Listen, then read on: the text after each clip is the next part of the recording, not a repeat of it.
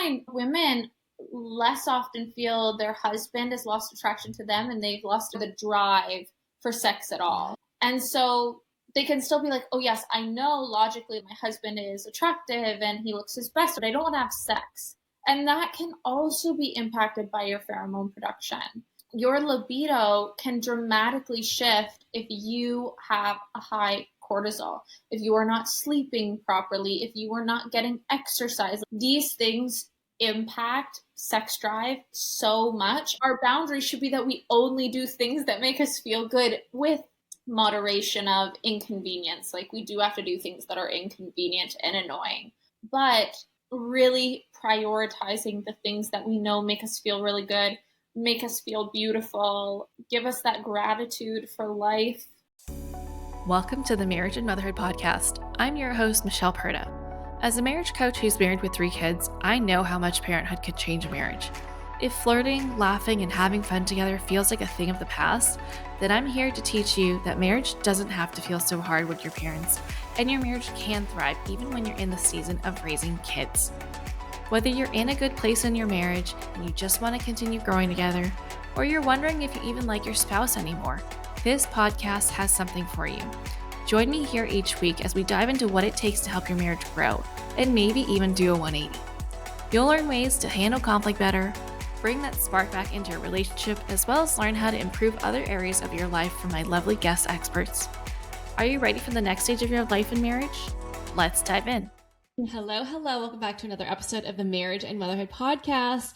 This episode is going to be such a fun one because this is not a topic that I have really covered. Like, I haven't even said the word pheromones probably more than a handful of times in episodes past. And when I met Leah, I was like, you do what? And I was just so intrigued. And selfishly, I wanted her on the show. And I'm hoping that you too will kind of be pulled into this conversation and get something out of it that will help you learn more about yourself and how your dynamic works with your husband, with your partner.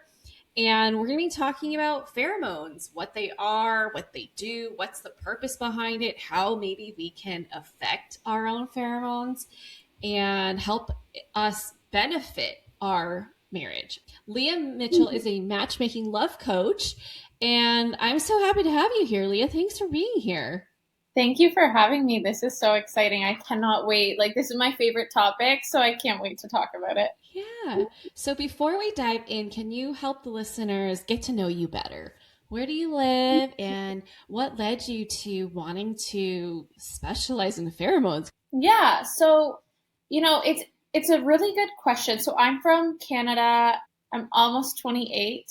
I am almost 20 weeks pregnant with the first child of mine and my husband's marriage. So very exciting times. And, I typically specialize in helping single women use these techniques of manipulating their pheromone production to attract more compatible partners. However, I started understanding this once I already met my husband. So it's equally as applicable for married or coupled people. And so when I work with women who are coupled, the effect of shifting these pheromones is really, really incredible. But, so many people, when they ask me, how did you even get into this? It's funny because when we look at the science behind pheromones, it's actually, there's no proven pheromone in humans. They can't prove it. They can prove it among animals. And so why I've based my entire career on pheromones and pheromone production and manipulating them, even though we don't know for sure, is because I think we can all relate to the situation of walking into an exam hall and smelling the smell of anxiety versus walking into like a hot yoga studio and smelling the smell of sweat. And so both places people are sweating probably profusely, right? But one smells sweet and one smells terrible. And so this idea is kind of where I've gone in my career of looking at, mate selection, we know even in humans is 90% subconscious patterns and scent patterns. So we know that scent patterns, we know that the smell of someone is either a very big turn on for us or a very big turn off, and not just sexually, but like intimately, romantically, emotionally. We will develop these familiarities with scent patterns, and a lot of the time they can sabotage the kind of people we attract, the kind of dynamics that we feel comfortable in based on, what was normal to us as a child, what became familiar. So when I was in my, like, I was 19, 20, and I had gone through significant trauma that really started when I was 17 and I got in a terrible car accident. So I was basically like, the part of my life where I was supposed to figure out my identity just became a version of me that had such bad PTSD, but there was no sense of who am I? It was who do I need to be in order to get through the day and get people to love me and get acceptance and all these different things. And that's a pretty normal experience for people to go through. But why I think my experience stood out to me in the regard of pheromones is because the level of stress that I was inducing or enduring on a regular basis based on the PTSD symptoms. The way that my brain would be triggered, and then my cortisol would go through the roof. Now, this was leading me to the wrong relationships over and over and over again. And I was wondering, why am I compatible with these people? Like, why is this what I'm attracted to? And I think so many women have felt that, like, oh, I've always been attracted to this type or this issue, or I always attract the wrong men. And that's where I was. But I was more interested in, why am I having like panic attacks in the middle of class? Why can't I get on the elevator with a man? And even though I had known a lot of it had to do with being sexually assaulted in university, I still didn't understand why my body went from numb from my car accident at 17 till like 19 to then like extremely reactive. And so I looked into the book, The Body Keeps Score. And this got me like totally focused on my neuroscience, like train of just absolutely loving understanding the brain science behind why our bodies react in certain situations. And I learned that, and not through this book, but I learned the way that the body reacts from trauma and how it keeps score of those things, and then how that can make you sick and all these other physical ailments that can occur. So this made me think, okay, maybe the way that my body has been reacting to men and experiences since I was 17 has shifted the kind of people that I attract. And so this is what put me down the rabbit hole. And I learned so much about cortisol, stress hormone production, and how that can significantly lower our pheromone production. Because pheromones, even though they're not proven in humans, we know that if they are there, they're boosted by the thing that cortisol literally decreases. So your neurotransmitters. And I'll get into all the science of this in the episode, but that's what really got me there, was like, okay, why am I attracting these kinds of men? Why am I freaking out all the time and having crazy anxiety when I didn't grow up as an anxious child at all? And that kind of led me down this path of trying to understand, what are these attraction patterns that occur in our brains, and who does that lead us to? That is fascinating. Because like I studied psychology, right? So like if I were you, I'd have such a different reaction to that. I'd be like, oh, it's because of this in my past or this in my past. But you like went the neurological route and you're like, wait a minute, what's happening? And I have never thought of it, like thought of pheromones beyond like, oh, we're just like giving off stuff and it's nothing that we can influence or change. It just is what it is. And the fact that we are such complex creatures, beings, that it can know, like, hey, draw these types of people in or repel these kinds of people, and that it can actually change depending on what's going on inside of us. I am most fascinated by that. So please tell me more. Yeah. So when we look at, not only why we attract certain people, but the dynamics, let's say with couples. So and you'll probably be able to see this in your own relationship as I see it in mine. I had already met, I started the pheromone work, and 30 days I met my husband. So I completely transformed the kind of men that I was attracting. And then I really fell in love with him and became a crazy psycho bitch really quickly. It was anxious attachment. It was all these different things that just didn't represent me as a person. And I could feel him like pumping the brakes, right?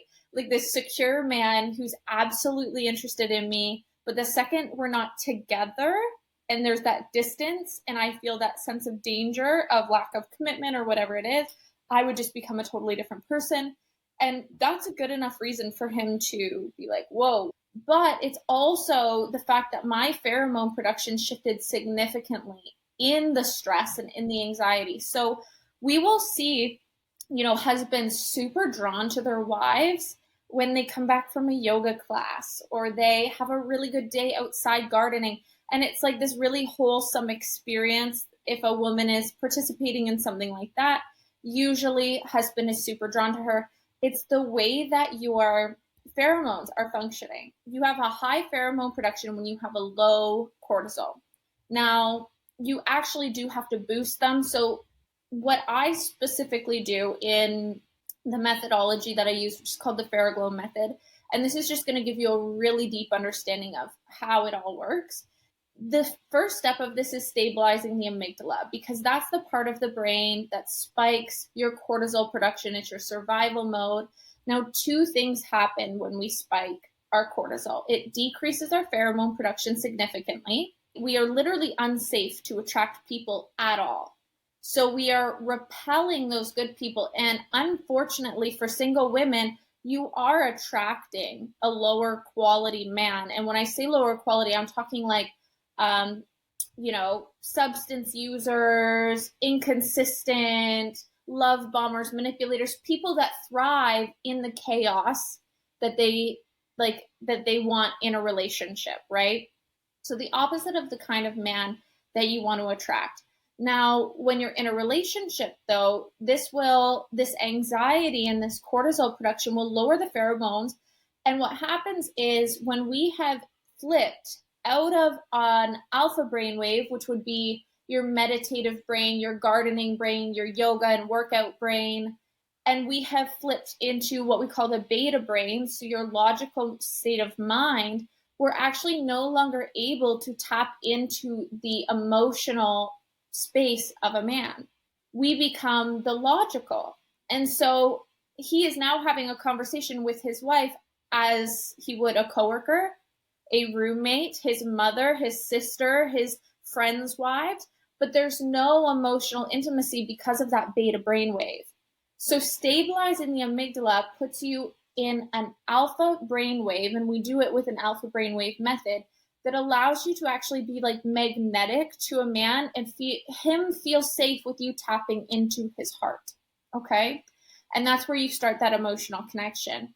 Now, when it comes to the second piece of this, it's activating the neurotransmitters. So this is the serotonin, oxytocin, and dopamine. And this is why feel good experiences and exercises on a daily basis will boost your pheromone production, because you're boosting that oxytocin, that serotonin, and that dopamine. And so why we're doing this isn't just to boost the pheromone production, but it's also to stop the cycle of anxious-avoidant chemistry, no chemistry, chemistry, no chemistry, those really hard and fast relationships that end up with no compatibility.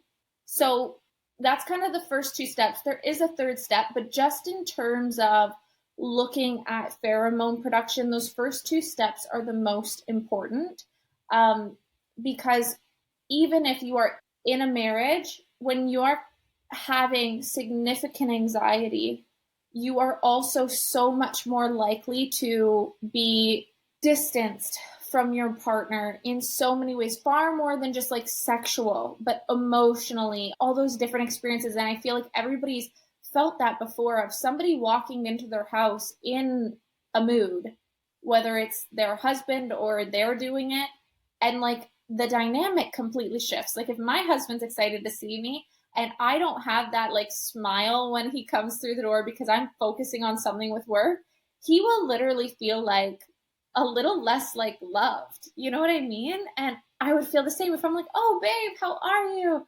And he like gives me nothing. But that's our bodies literally sensing that pheromone shift as well. That's Does very that make sense? interesting. I just started reading a book called Connection Codes. I don't know if you've read it, but it kind of sounds similar, but it doesn't mention anything about pheromones. It's just that we find identity in our relationships. And so when someone doesn't Mhm. reciprocate and we kind of expect them to, it challenges our identity and it creates this like unsteadiness within us, and that's why we're drawn towards people who reciprocate that connection back to us. So like think of your best friend, think of Mhm. like you gave the example when you come in and you have a smile on your face, that's obviously going to feel good to your husband versus you coming in huffing and puffing, super upset and like just kind of a downer, right?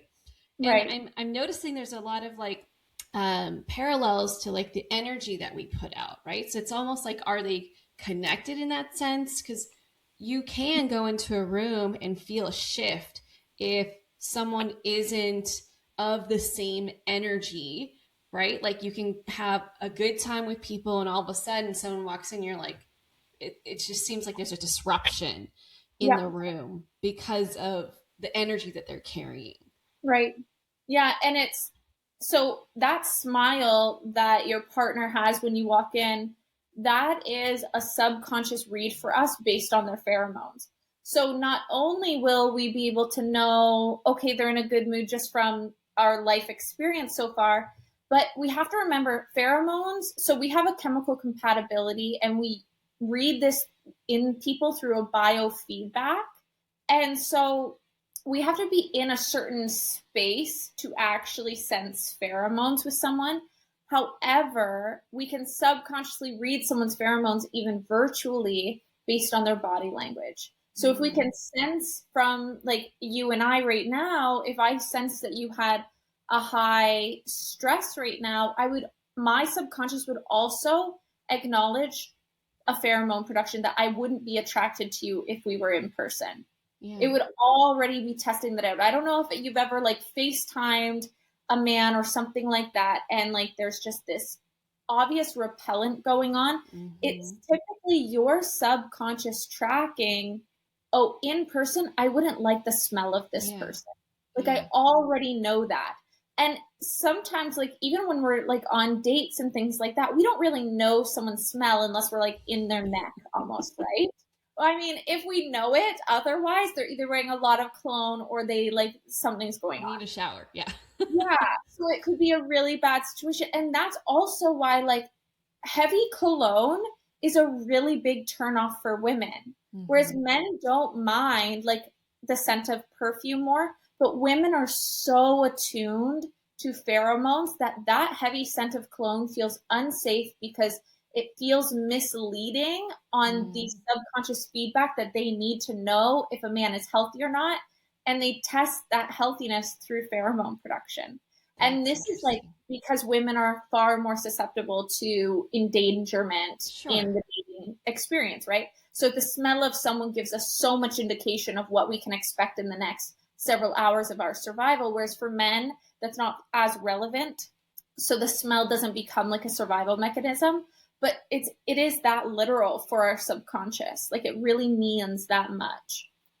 Yeah, and I'm hearing that this is just emphasizing the importance of learning to take care of ourselves because if we can affect our cortisol levels by our choices, by our own Mm-hmm. self-awareness of knowing what we like to do, what brings us joy, our capacity to handle things so Mm-hmm. that we can say no to things and really like curate our life in a way that sets us up for a satisfying, fulfilling life Mm-hmm. that reduces the cortisol, amps up the pheromone production. And like that's kind of like how you can, like, I'm imagining, the difference between someone who is just really run down, and you can just see from their body language, it's like, oh man, like that's not necessarily someone I would be drawn to have a conversation with. Obviously, unless like I'm already their friend and I would have concern for them, but like that's not necessarily the person that would draw people in to be like the quote unquote popular one. But if you think about the person who's radiant and makes you feel good when you're around them because they feel good about themselves, that Mm-hmm. probably has a lot to do with that too, right? Like Mm-hmm. they too have different pheromone productions, which means they're giving off different scents to people. Yes, and that's an indication of the mood, of the safety, of the compatibility, all those things. So it's exactly what you're saying. And, even I had a really interesting question not that long ago of like, how can your friend group influence your scent patterns? Well, I want you to think of it as like the whole your income is the average of the five people closest to you kind of idea. If you're around high stress people or people that are really complaining, people that don't change their experience, people that are going through a lot, and it's not to say like, okay, a friend goes through something awful and you completely step away from that person. No, you actually encourage situations where they're going to feel better. Like, let's go do a yoga class together, or let's go out for a run, or let's go out and like have coffee, or go look at some art, or do something specific to actually start helping them like boost their pheromone production. But I noticed this as I started to shift this pheromone production for myself, and my relationship was just becoming closer and more, in a good way, obsessed with each other, right? Uh, I had more conflict in my friend groups because now my body was very much a contradiction to their body. My frequency, my pheromones, all of these different things actually felt like such a incompatible mix match that we were like driven away from each other more. And this is why you'll see a lot of people like when they get coupled, they start spending time with more couples. And couples will typically share similar problems to each other when in those friend groups as well. So it's all very interesting the way that our bodies and our brains really acknowledge these scent patterns as indication of the value and safety someone can bring to our lives. And I've always found that so interesting. And even to notice a scent pattern change in someone significantly. Um, you know, I always find like grief has a smell to it. I don't know if many people will agree with that, but I truly think it does. And so you can just like my grandma lost one of her children, 2 years ago, and I remember like that does not smell like my grandma anymore. Like the first hug after, I was like, whoa, that's not the smell of my grandma, and she's never smelled the same. Interesting. And so I truly think that there's something about that grief pattern that she's in and that process that has literally changed her body composition to shift her scent patterns and all those different things. Wow. Yeah. How does this work in terms of like, well, you said you could sense someone virtually through body language, right? So Mm-hmm. that's interesting because I'm thinking of a particular situation where like I am very sensitive to negative people. And Yeah. so like if people complain a lot and it like really is off balance from like Mm-hmm. anything positive they have to say. I'm not saying like Mm-hmm.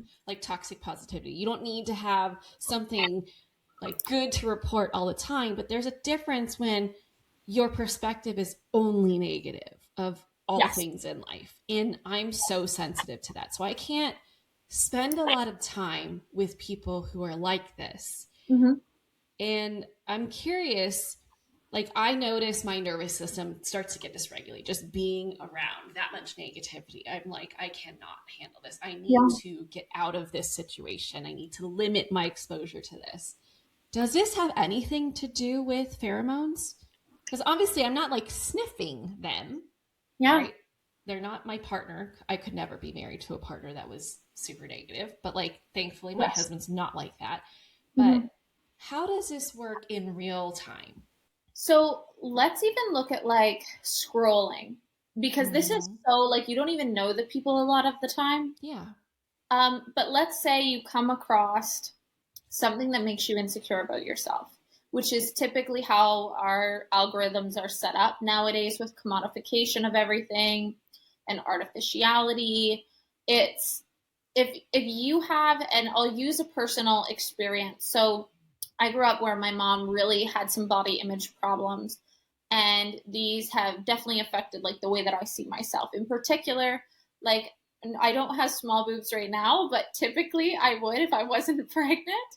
And so when I'm looking through my phone, if I were to notice like a lot of likes were given to a woman who clearly has like large breasts, and I'm seeing this, not only is this going to put you down a rabbit hole of that lack of belonging and you wanting the likes for yourself and all the psychology that goes behind that, but your scent pattern, because of the increase in cortisol that happened, so essentially your interpretation of this, it spikes your anxiety because you don't feel that sense of belonging.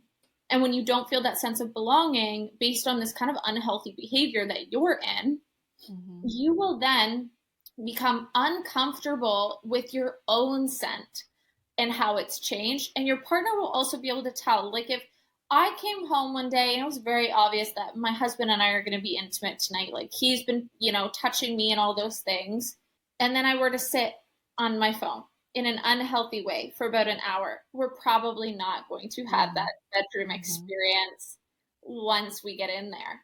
And it's because he can now feel the shift in my pheromones to the point where he would even say, I feel like, our time apart tonight, though it was brief, like something shifted in you. And I'll just tell him, yeah, I saw this, it made me insecure, and I know that that's what's happening. But if you don't have that awareness, you'll also think something's wrong with you for like not being able to maintain that good mood.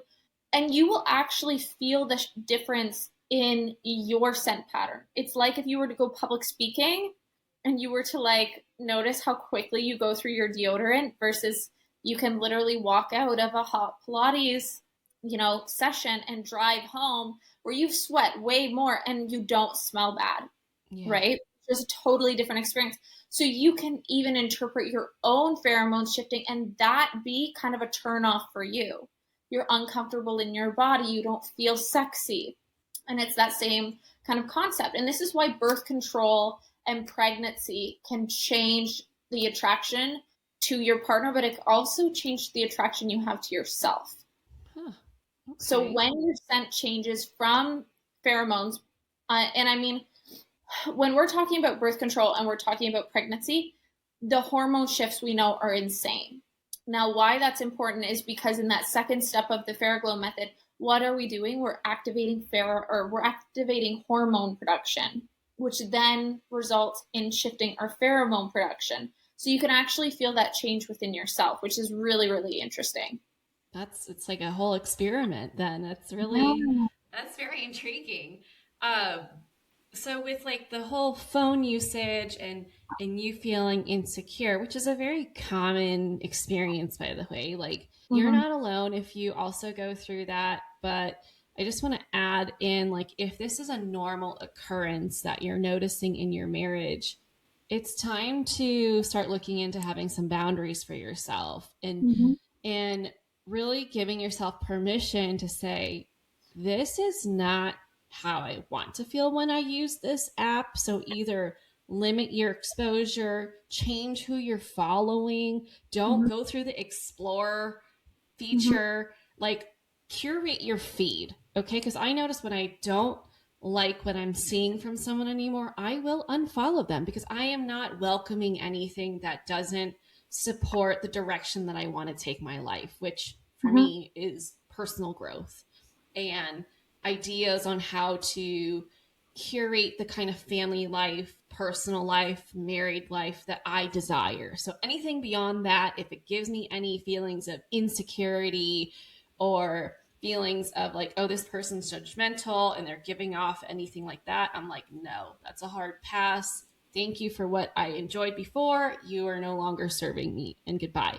And it sounds like that doesn't just affect us as individuals, it's now impacting the connection that you have with your partner. And you do that enough, you can start to really make some assumptions about, oh, my husband's not attracted to me anymore. But really, it could be due to what you're exposing yourself to, and Mm-hmm. you just don't know it, but you're kind of putting, two and two together and assuming that, oh, it's because of maybe I put on more weight because I'm happy in our relationship, or it's because I just had a baby and I look different, or whatever. But really, it could just be you're putting off different pheromones because you're placing yourself in a situation where you can feel insecure and unhappy with yourself.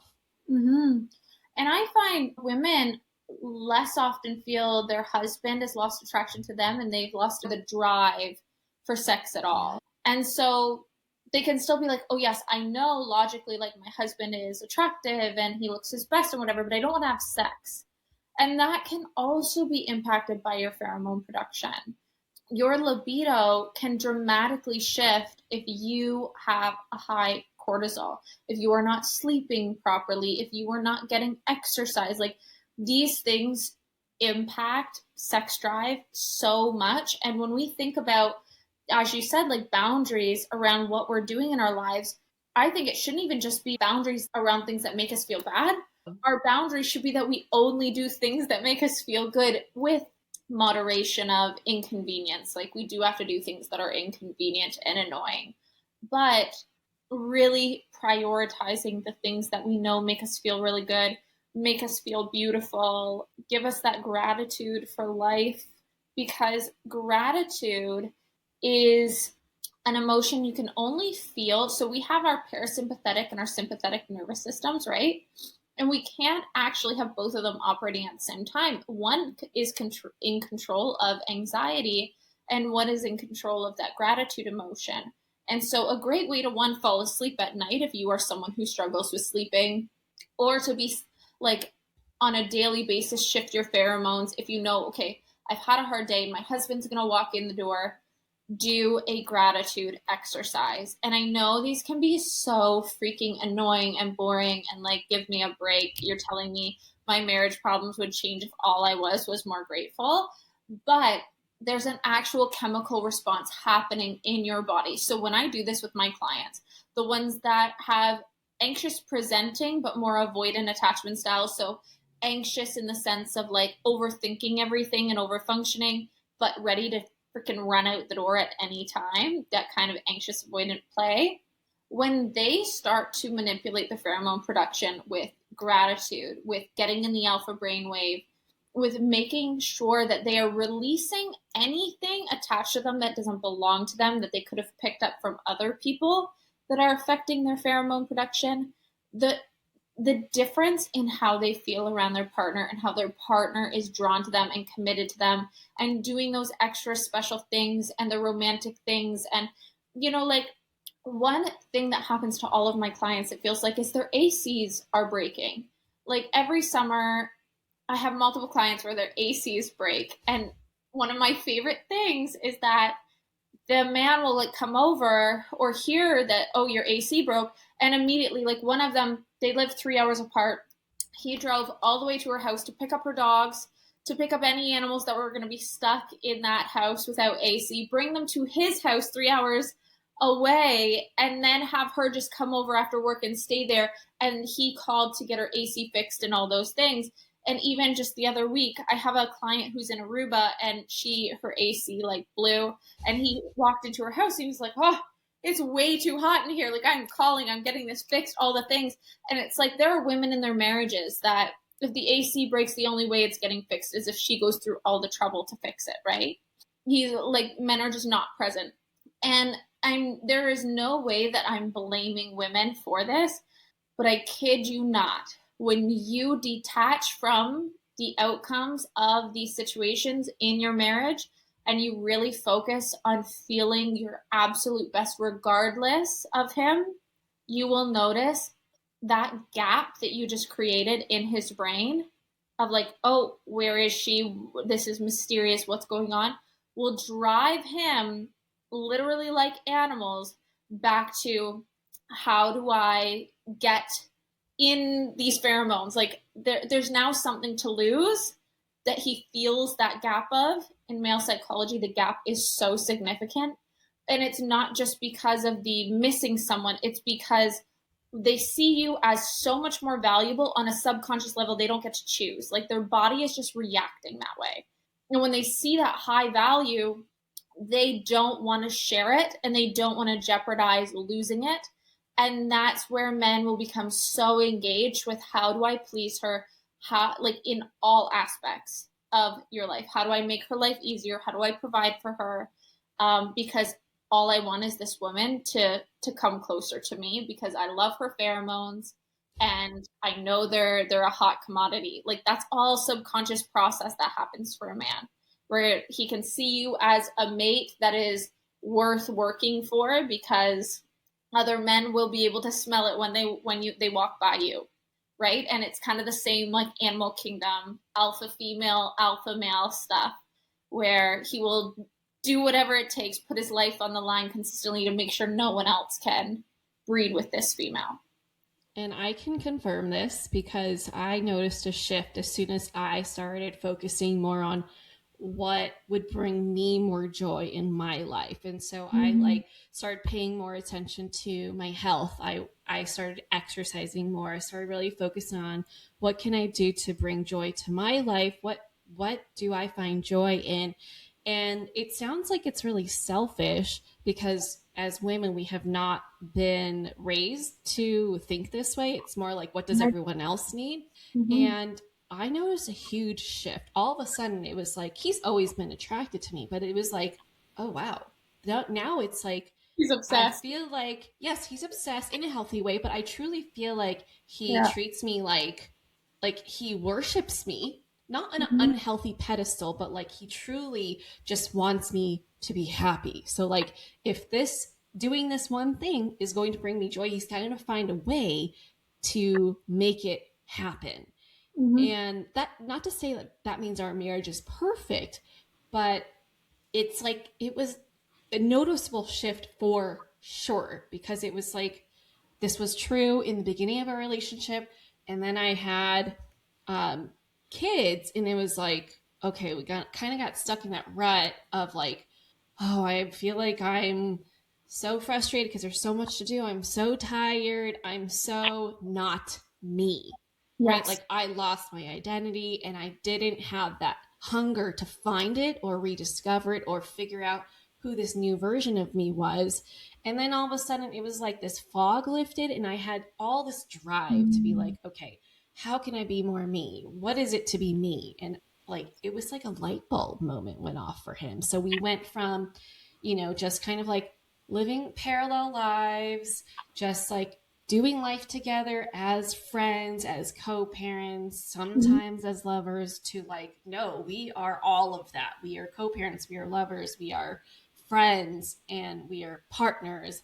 And it was like, oh, I should have been selfish a lot earlier. Yeah. Yeah. Yeah. So here's your permission slip to be selfish, okay? Because your relationship apparently benefits from this. Mm-hmm. And it's just such a fascinating shift that I want more women to adopt because we so often care too much about other people's experiences. And like, Mm-hmm. then we grow resentful because it's like, don't you know how much I do for you? I do all of these things for you. Well, as soon as I realize it's actually not for them, Mm-hmm. right? I'm like, wait, Yeah. why am I doing this then? I don't need to do it for them. They never asked for this. They don't need me to do this. So, like, what if I just rearranged that to serve me, still show up as the loving wife and mom that you want to be, but what if I didn't have to do all that extra stuff because no one's Yep. expecting me to? And I just pour that back into myself. Mm-hmm. Well, what I just explained is the result of doing that. And so she just confirmed it. I Yeah. am saying I am a living, breathing example of that. And I didn't even know I was doing that. And so I'm just like in awe that that is even a thing. Yeah. And it is also validation that you are with such a good man, that Mm-hmm. he is like inspired and in love with when you love yourself. Yeah. And I mean, I was even listening to a TikTok, and I think some of it was a little projection, but it was this idea, this woman, she's 57. She's had she's had two different long term marriages. And then the last 3 years she's spent dating, and she's gone on like 150 first dates or something like that. And there are certain things that she does in her single life that like wouldn't work in a marriage to a man of her age category. And I actually do see this as so different today, which we are so lucky in such a big way as women with the dating pool today. And I know that's a controversial statement, but like most men now, in my experience specifically, actually don't care if you go out and buy something nice for yourself or if you make dinner for them at all. Like these are not necessarily requirements that men hold of women, in the same way that what she was expressing was the men her age around the 60-year mark, they have these expectations of what a woman should do for them. And it's interesting to me that when I implement this PheroGlow method with my clients, especially the ones that are single or the ones that have come to me like, I don't know if I'm with the right man or not. Okay, let's implement the PheroGlow method and see. Because when you start to feel your best and you have crystal clear vision, because that's also what this shift in your brain pattern, when you get out of survival mode and you feel good, you are like dialed in, your authenticity is just fragrant and beautiful. Your ability to tell if you have the right partner or not is so clear based on how they react to you being in your best self, right? And there are men who don't react well to that. And this is a great indication. And I mean, any man can have a uncomfortable reaction first. Like they've known their wife to be one way their whole life, and now she's totally different. And they could even feel a little insecure, like, oh, I might be losing her. She's like adding all this to her life. And then there's like the reassurance and the communication that needs to happen. However, when you feel that like best version of yourself and you feel so good and your hormones are just like all over the place and they feel really great, and men randomly in public will just start doing extra nice things for you, and men are interested in you and captivating you, one, your alarm bells are going off like, oh, I can have any option that I want, so I don't need to settle. But also you get to see either your man becomes everything you've ever wanted in your relationship, or he can't freaking handle it. And that is such a gift, regardless of the answer, because now you know for sure, like, does this person want the best for me, or do they want the best for them at my expense? Mm-hmm. And I love that pheromones can reveal that in someone. They can literally reveal true chemical compatibility when your chemicals become your most authentic scent pattern, which is you feeling your best. I love that. And truly, like, I just was on a podcast. I was a guest on this podcast, and I was just saying, like, this person interviewing me was having issues with friends not honoring her boundaries because she has not had a history of putting boundaries in place. And now her friends are kind of like, what is this? And same thing. It's like people are going to be for you or not for you. And a good test is you actually advocating for yourself and seeing how they respond. People Mm-hmm. who are for you are going to want to change their behavior to continue being in a relationship with you because they value the relationship. People who don't value you as an individual and genuinely care for you will be like, oh, I liked the old version of you better Mm-hmm. because it served my needs better. So I'm not okay with that. I'm now upset with you that you have a higher standard for yourself. Mm-hmm. So, yes, it's painful, but it's very revealing. And wouldn't you rather have people in your life that actually value you as an individual rather than have all this fake shit around you Mm-hmm. and you feel depleted because they're essentially using you? Maybe not on purpose, but that's what it is. They're using you. Mm-hmm. Yeah, Yeah. absolutely. Yeah. Well, I've loved this conversation. I'm hoping, listeners, that you're like, wow, you're like dialed in, and you're even like me. I'm like leaning forward because I'm so intrigued by what she's saying and how it's played out in my own personal life. I'd be interested to hear back from you guys if you've seen this play out in your life in either direction. And if you're curious about how, her PheroGlow method can help you, please go reach out to her. Leah, what is the best way people can connect with you? So I am mostly on Facebook. Just send me a DM, but I will be sharing, a free course that really breaks down my dating strategy. But if you just pop into my DMs and you send me the word audit, I can actually hop on a completely free, like no pressure, no strings attached call where we can actually just look at like what your pheromone patterns are, where they're being interrupted, where they're being shifted in your daily life, and how this can be affecting your marriage, your connection, or your dating experiences. I love it. So if you know someone that has been struggling in the dating world, Leah could be that person to support them. It could be a great gift to them. Or if you are wanting to figure out, how do I get back to that state in my marriage where he is really attracted to me and it seems like he's like lusting over me again, and you just want to reignite that spark, go reach out to her. Okay. Leah, thank you so much for being a guest on the show. Listeners, if you have loved this, please go reach out to her, connect with her, check out her course, and send it to other people. If you know someone that could benefit from this episode, please share it with them. Better yet, tag us in your stories so we can give you a shout out. If you love this show, I appreciate you so much for being here. Please leave a rating and review on Spotify or Apple Podcasts. That's what helps the show grow and helps more people like you find the show and get the help that they need. Thank you so much for listening, and I'll catch you back here on the next episode. Bye. That's it for this episode. I hope you enjoyed it as much as I enjoyed making it. If you did, please send me a message over on Instagram at Michelle Perta Coaching to let me know what you loved most about it.